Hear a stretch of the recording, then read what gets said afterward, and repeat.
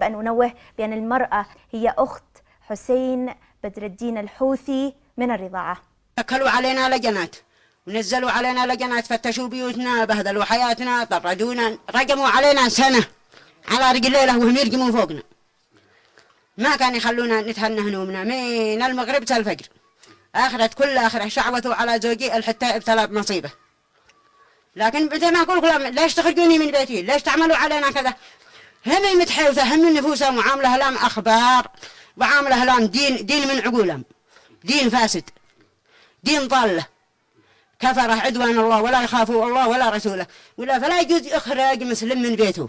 وخلوني بالشارع وابتروا مني أنا وجهالي، لو يلقون أبو ملقا وادي ما تقطعونا لا يشلن السيل.